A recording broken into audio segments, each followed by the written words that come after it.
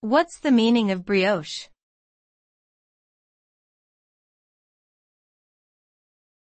Brioche.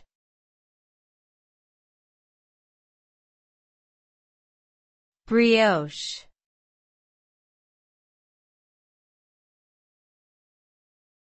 Brioche.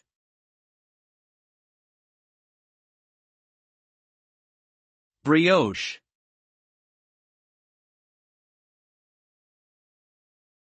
Brioche is a type of French bread that is enriched with butter and eggs.